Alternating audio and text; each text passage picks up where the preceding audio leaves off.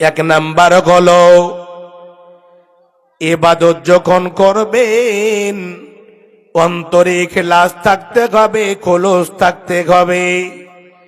ইবাদত করবেন অন্তরে ইখলাস রেখে করতে হবে।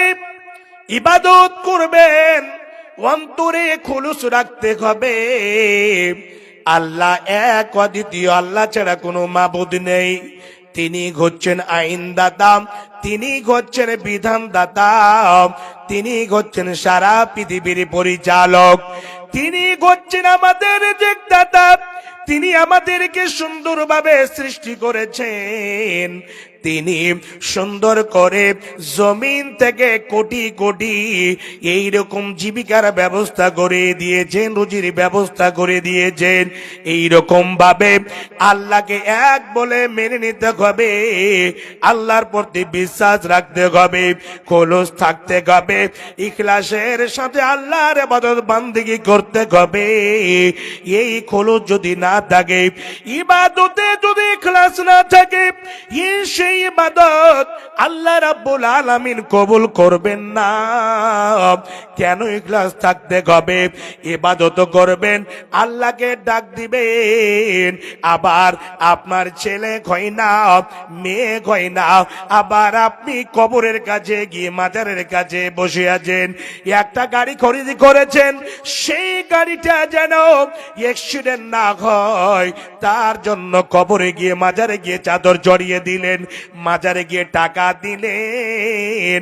এইরকম করে আল্লাহর ইবাদত করেন। আবার যদি গাড়িটা চালাতে চালাতে একটা বিড়াল যদি পাস হয়ে যায়, আপনি গাড়িটাকে থমকে রুখে দিলেন।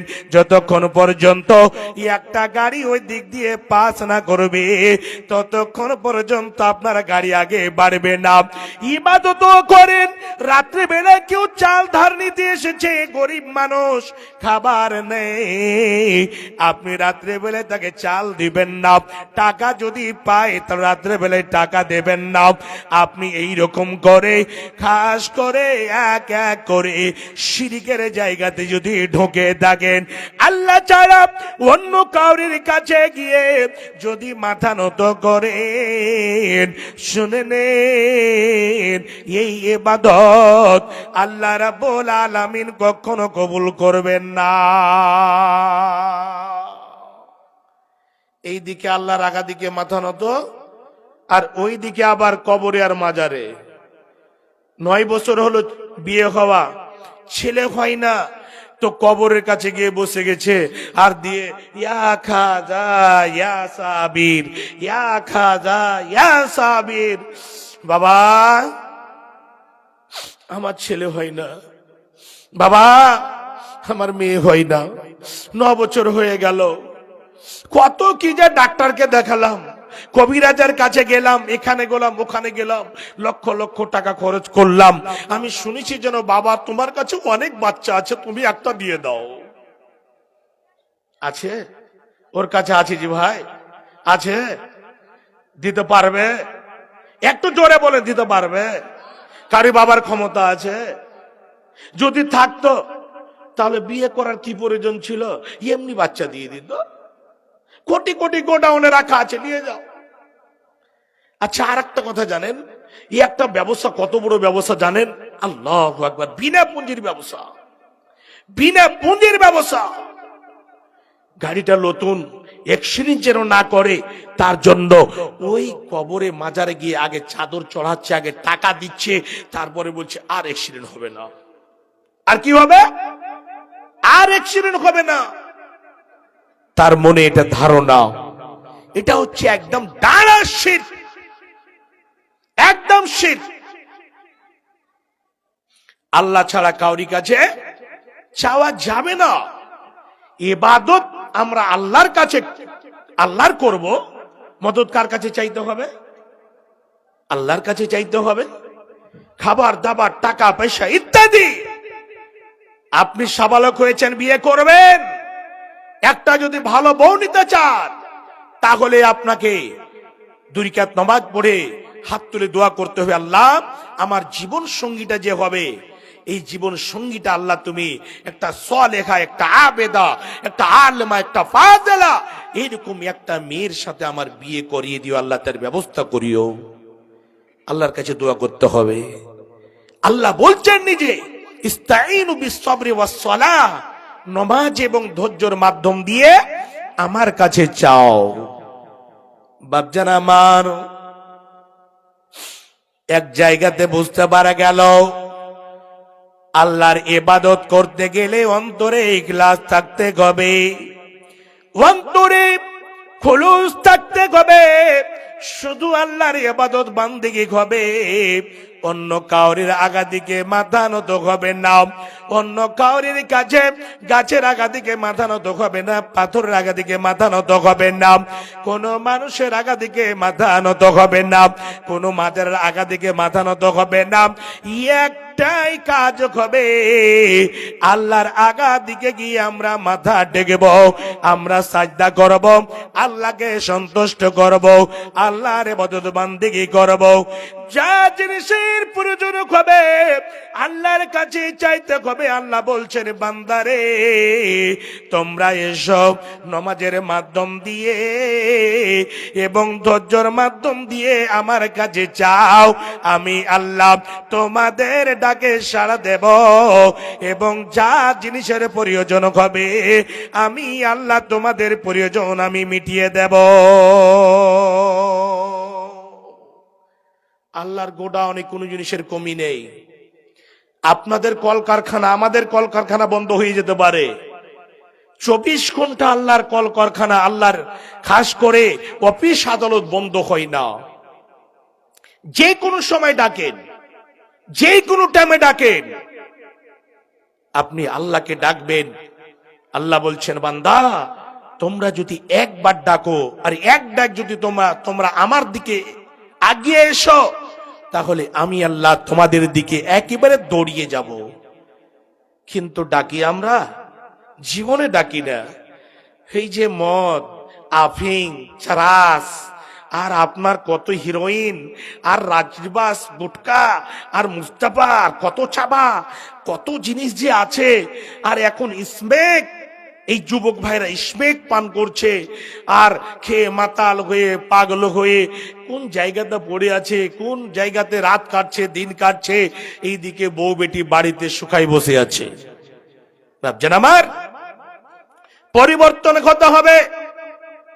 যে ইসলাম, এই কোরআন হাদিস যে শিক্ষা দিয়েছে, ইসলাম যে আমার মা বোনদের ইজ্জত সম্মান দিয়েছে এই জমিনের বুকে, একটা কথা আপনাদের কাছে আমি বলবো, ইসলাম যতটা মেয়েদের অর্থাৎ মানব জাতির শ্রদ্ধা করেছেন, মানব জাতির মানবতা যেটা থাকা প্রয়োজন যতটা দিয়েছেন, অন্য কোন ধর্মে দেয়নি। আরে ফেরাউন তো ছিল, ফেরাউন তো কোনো সময় একটা এলান করে দিল, ছেলে জন্ম হলে তাকে মেরে দাও, ছেলে জন্ম হলে তাকে মেরে দাও, রাখতে হবে না। শেষের বেলায় এমন একটা কানুন পাশ করলো, স্বামী স্ত্রী যদি এক জায়গাতে না ঘুমায়, এমন কানুন।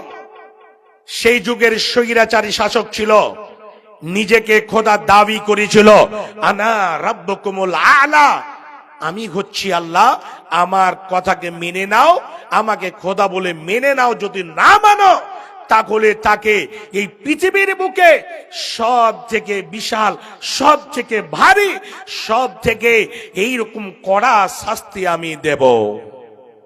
ভাবজান, এখন যুক্তরাষ্ট্র এইরকম দেশ, যারা বলে ইসলাম কি দিয়েছে, ইসলাম কি, ইসলামের মধ্যে আছে কি, এই যে শিক্ষা দেয় সারা পৃথিবীর মধ্যে, বলে আমরা সব থেকে ভাইটাল শিক্ষিত, ইসলামের মধ্যে আছে কি? শুনে রাখুন, এই কয়েকদিন থেকে আপনারা সোশ্যাল মিডিয়াতে দেখতে পাচ্ছেন কি ফাইলটা বের হয়েছে, এপিস্টেন ফাইল, দেখেছেন না? এর মধ্যে খবরটা, তার ইতিহাস, পড়তে গিয়ে চোখ দিয়ে পানিকে রুখতে পারবেন না। এই পিস্টন ফাইলে সব থেকে যেটা মুখ্য হিসাবে কাজ করেছে জেফরি এপস্টাইন। ও কি করত? আল্লাহু আকবার। 3 বছর থেকে 9 বছরের মেয়েদেরকে কোথায় থেকে আনতে হবে নিয়ে আসা হতো। 3 বছর থেকে 9 বছরের মেয়েদের এপস্টাইন দ্বীপে এমন ভাবে ঘর তৈরি করে মনে হচ্ছে দুনিয়ার একেবারে জান্নাত, কিন্তু জান্নাত নয়, দুনিয়ার ওটা জাহান্নাম। সেই জায়গাটাতে নেতা মন্ত্রী যখন যেত, সেই জায়গাটাতে 3 বছরের মেয়েকে, 9 বছরের মেয়েকে, 6 বছরের মেয়েকে ওই জালেমদের হাতে উঠিয়ে দেওয়া হতো। উঠিয়ে দিয়ে কি করত? ওই 3 বছর থেকে 9 বছরের মেয়েদের সাথে তারা খেলা করত। তারা সেই মেয়েদের কে নিয়ে শারীরিক সম্পর্ক করত। শারীরিক সম্পর্ক করে একটা 3 বছরের মেয়ে কেমন করে কন্ট্রোল করবে? সেই জায়গাটাতে মা নাই, বাবা নাই, কেউ নাই। সেই স্বৈরাচারী জালিম, সে আল্লাহর দুশমনেরা সে 3 বছর থেকে 9 বছরের মেয়েদের সাথে এইরকম ভাবে সহবাস করত, শারীরিক সম্পর্ক করে। যখন মরে যেত, ওই মেয়েদেরকে জবাই করে মাংসগুলোকে টুকরো টুকরো করে করে রান্না করে ওই শয়তানেরা খেত। এখন তো বের হয়ে আসছে, সমস্ত নথিপত্র বের হয়ে আসছে একটা একটা করে। ইসলামে মেয়েদের সম্মান কি দিয়েছে? মেয়েদের সম্মান এত দিয়েছে অন্য কোন মাযহাবে নেই। নবীজি বলছেন, এই যুক্তরাষ্ট্র, তোমরা বলছো যে ইসলাম কি দিয়েছে, শোনো, মেয়েদের সম্মান তোমরা করো না। আরেকটা খবর রয়েছে, খাস করে আমেরিকা, এত যে বড় দেশ, আর নিজেকে বলে আমি শিক্ষিত, আমার খাস করে দেশের মধ্যে আদর্শ রয়েছে, সভ্যতা রয়েছে। আপনাকে কি বলবো, 100%-এর মধ্যে প্রায় মোটামুটি 80 থেকে 85% নিজের মেয়ের সাথে তারা এইরকম শারীরিক সম্পর্ক করে। আস্তাগফিরুল্লাহ। মেয়েদের সম্মান কি দিয়েছে? কোরআনের মধ্যে আল্লাহ রাব্বুল আলামিন কতজন পুরুষকে বিয়ে করা যাবে না, নিজের বাবা, নিজের ভাই, নিজের চাচা, নিজের খালু, নিজের ফুফা বলতে বলতে এইরকম করে, যেগুলো হচ্ছে মুহরিম পুরুষ, এদেরকে বিয়ে করা যাবে না, চির জনমের মতো বিয়ে হারাম। যেগুলো হচ্ছে গায়ের মুহরিম পুরুষ, তাদের সাথে বিয়ে জায়েজ। তবে আর একটা কথা, যেগুলো হচ্ছে গায়ের মুহরিম পুরুষ, গায়ের মুহরিমা মেয়ে, তাদের চেহারাটা দেখতে ইসলামে একেবারে হারাম ঘোষণা দিয়েছে। তাদের সাথে কথা বলাটা একেবারে হারাম ঘোষণা দিয়েছে। আজকে তুমি বলছো যে ইসলাম কি দিয়েছে? ইসলামে কি দিয়েছে শোনো। মেয়ের জন্ম হতে গেলে বাড়িতে বরকত হয়, মেয়ের জন্ম হতে গেলে বাড়িতে রহমত হয়। নবীজি বলেছেন, মান আলা জারিয়াতান, যার বাড়িতে 2টো মেয়ে জন্ম নেবে, আর যদি মা বাবা তাকে শিক্ষা দিয়ে ভালো করে বড় করতে পারে, শিষ্টাচার দিতে পারে, তারপরে যদি বিয়ে করিয়ে দেয়, নবীজি বলছেন ওই কন্যা, 2টো কন্যার পিতা এবং আমি নবীজি একই সঙ্গে জান্নাতে থাকব। তোমরা বলছো মেয়েদের কি সম্মান? মেয়েদের সম্মান রয়েছে, মেয়েদের অধিকার রয়েছে, ইসলামে অধিকার দিয়েছে। জামানে জাহিলিয়াতে মেয়েদের সম্মান ছিল না, মেয়েদের সম্মান একেবারে ছিল না। আল্লাহ রাব্বুল আলামিন খাস করে মেয়েদের সম্মান দিলেন। ইসলাম মেয়েদের সম্মান দিয়েছে। জীবন্ত মেয়েদেরকে মাটিতে পুঁতে দেওয়া হতো, মেয়েরা আব্বা আব্বা বলে চিৎকার করে দুনিয়া ছেড়ে চলে যেত, মেয়েদেরকে বাঁচিয়ে রাখা হতো না। আর আজকে সেই যুগের জামানাটা আজকে ফিরে এসেছে, ওই মেয়েদেরকে নিয়ে খেলাখেলি করছে। আস্তাগফিরুল্লাহ। বাপজান আমার,